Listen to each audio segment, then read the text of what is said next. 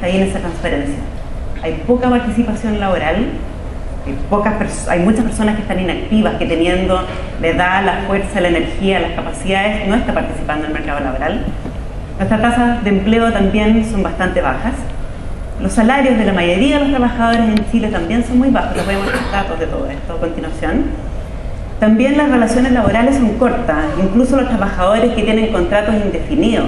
El objeto indefinido es que el empleador y el trabajador vamos a estar juntos en esta relación casi para siempre. Ellos duran, una buena parte dura ni siquiera un año en ese empleo. Por lo tanto hay alta rotación laboral, los trabajadores están permanentemente cambiándose de trabajo. Y por último, hay poca negociación, sobre todo hay poca negociación al interior de las empresas. Algunos datos para que se hagan una idea de a lo que me refiero. Estoy un poquito piti, así que no alcanzo a ver los números bien desde acá. Pero ustedes lo que ven ahí es la participación laboral. ¿Qué porcentaje de personas entre 15 y 64 años de edad, que son las tasas como se calculan internacionalmente, efectivamente estaban participando en el mercado laboral? Estos son datos del 2009 para poder hacerlos comparables con la OECD. La barra azul que ustedes ven ahí se refieren a Chile. O sea, el total de personas que están en edad de trabajar y que participan efectivamente en Chile es alrededor del 65%. Y la tasa equivalente para la OECD excepto nosotros, es 72%. Y la gran brecha, como ven ahí, están las mujeres, que es el tercer grupo de barras. Las mujeres estamos rezagadas como en 15 puntos en participación laboral.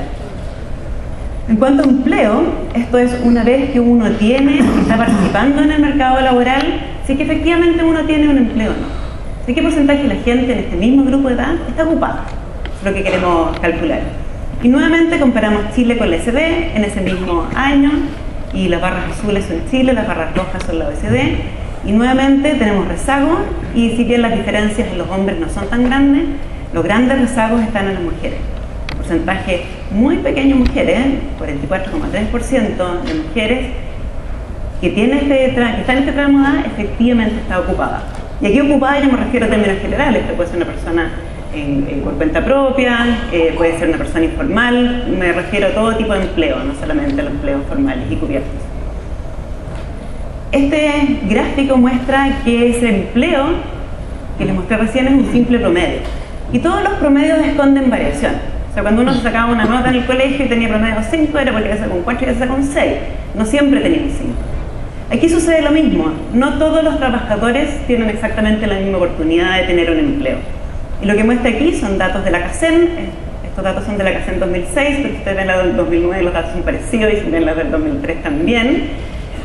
¿Cómo se distribuyen esas oportunidades de empleo a través de los deciles de hogares?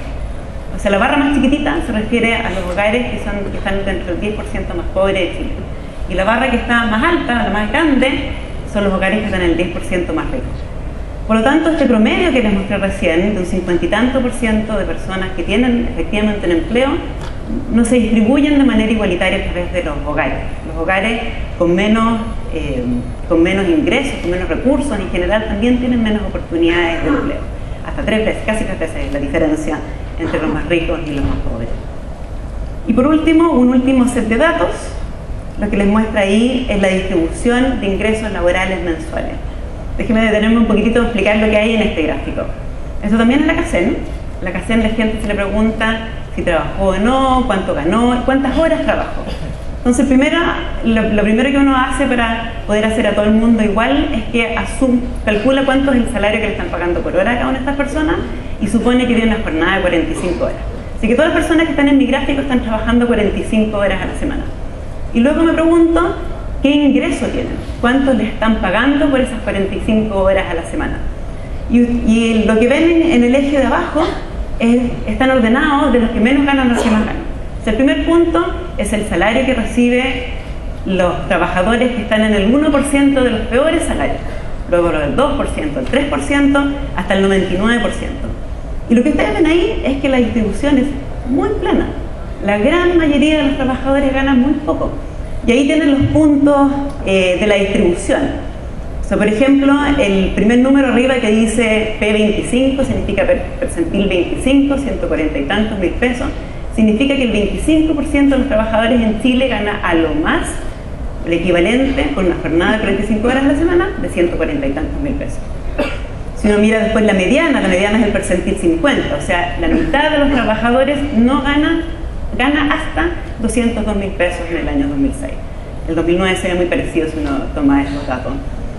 El promedio es mucho más alto, y el promedio es mucho más alto porque hay esa cola que sube hacia arriba.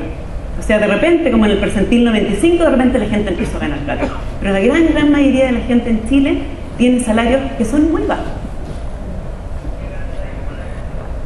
Entonces quisiera que con esos datos en mente pudiésemos contextualizar nuestro debate de corto plazo versus el debate de largo plazo. Hoy día estamos discutiendo sobre pleno empleo. Estamos maravillados por la creación de empleo. En Chile estamos acostumbrados a que se crearan alrededor de 125.000 puestos de trabajo al año, y repentinamente pasamos a que 2 o 3 años teníamos una cantidad que duplicaba, incluso triplicaba esa cantidad de creación de empleo. Hay 2 cosas que han pasado. Uno, es que estamos creciendo más, y sin duda que cuando se crece más, se generan más empleo.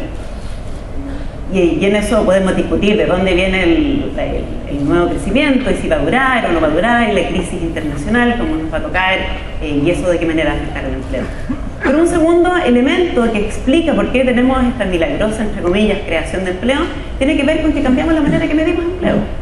Hasta el año 2010, hasta los finales del 2009, oficialmente, la encuesta del empleo del INE se llamaba N, Encuesta Nacional de Empleo, en que le preguntaba a la gente: ¿usted trabajó la mayor parte de la semana pasada? Sí o no. Y con eso se definía si alguien estaba empleado. Hoy día nos subimos a la OCDE, y la OCDE nos exigió que cambiáramos eso. Y desde el 2010 en adelante, estar empleado, la pregunta es: ¿usted trabajó al menos 1 hora la semana pasada? Y la persona dice que sí, está ocupada, y la persona dice que no, le preguntan: bueno, pero seguro no es un pololo, no es un pituto, y usted no es empresario, no habrá hecho una cosita por aquí y por allá, y hay otras 7 preguntas. Que eso genera automáticamente como entre 200 y 300.000 ocupados más automáticamente. Entonces, parte de lo que observamos es real. Una buena parte de lo que observamos es real. Estamos creciendo más, y tenemos que estar contentos con eso. Pero una buena parte se confunde con que estamos midiendo las cosas de manera distinta. La definición de empleo en Chile, oficialmente, para efectos de las estadísticas oficiales, cambió. De hecho, como les pongo ahí, 2 puntos de empleo femenino y 3 puntos de participación laboral femenina, que es donde hace la gran diferencia en esta encuesta, es solo por el cambio de la encuesta, no porque efectivamente haya más de estos empleos. Entonces, en este contexto en que vemos que la tasa de desempleo cae, y eso es cierto, está cayendo, parte por la encuesta, pero parte también efectivamente porque estamos creciendo más, nos ha llevado a todo este debate de si estamos en pleno empleo, si esta economía no da para más, y si tenemos que empezar a importar trabajadores porque si no, no vamos a poder seguir produciendo. Y yo creo que esta es una discusión que es bien confusa. De hecho, el concepto de pleno empleo que se usa en los medios, que se usa en los diarios, es confuso, porque el concepto de pleno empleo lo acuñaron los macroeconomistas, que además son los economistas más confusos de todos, los efectos del público, de la manera en que nos hablan. Pleno empleo significa que cuando aumenta la demanda, si el producto crece más porque aumentó la demanda, va a haber inflación. Eso es lo que significa. No significa que no haya más trabajadores, o que vamos a tener que triplicar los salarios para poder tener estos trabajadores trabajando con uno y no se vayan a trabajar a otra empresa. O no vamos a tener que estar importando trabajadores a través de procesos de inmigración para resolver este problema. Es un problema coyuntural, es un problema que va a durar un rato, y en la medida que la economía siga creciendo, vamos a seguir hablando de esto. Y la medida en que la crisis, o que empezamos a recuperar nuestras tasas, entre comillas, más habituales de crecimiento, este efecto va a desaparecer. Pero es un problema de inflación, no es un problema de cuánto empleo efectivamente hay en el país. Y yo creo que el problema que nos hace entroncarnos en esta discusión es que se nos olvida que tenemos todos esos rezagos que les muestro recién.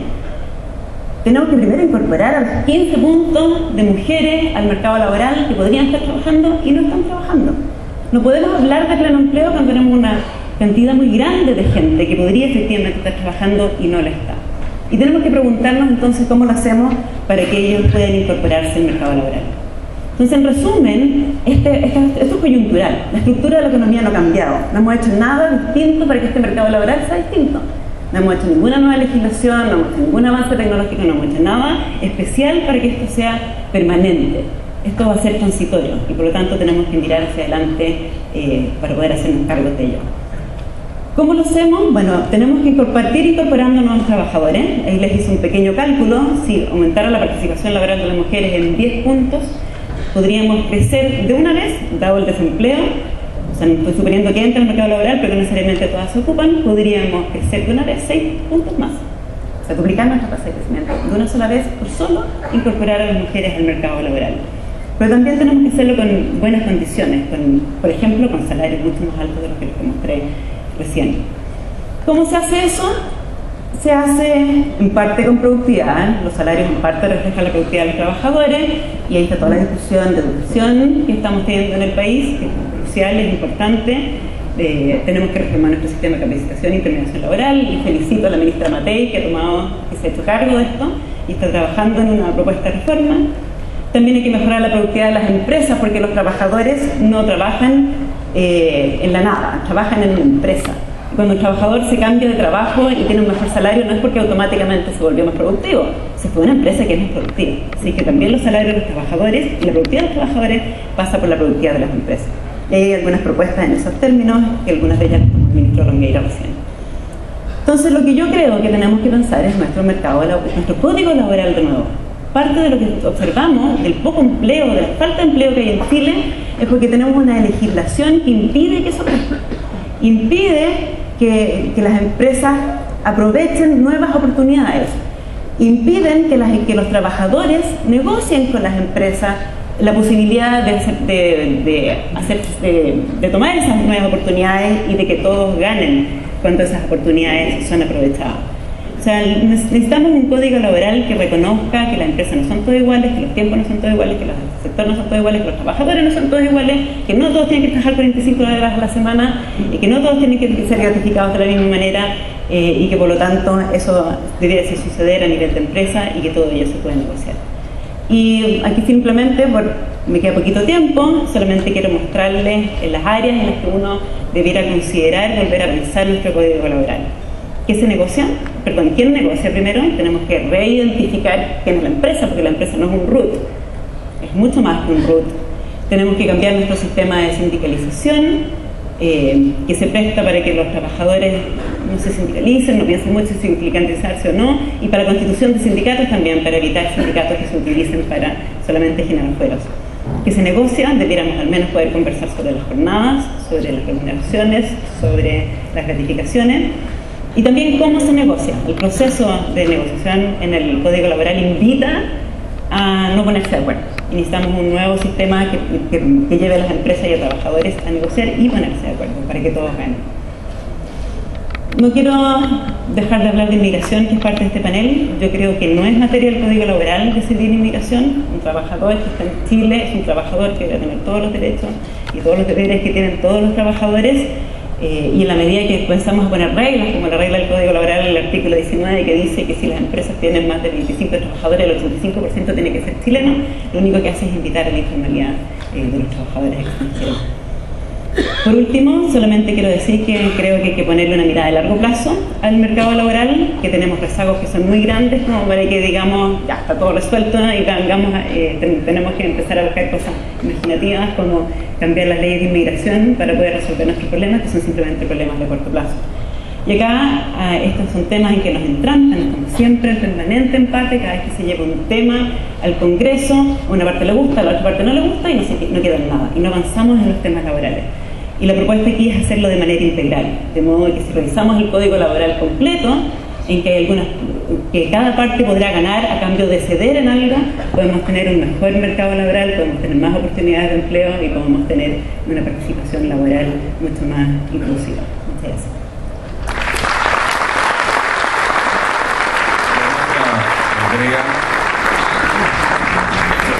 Leo.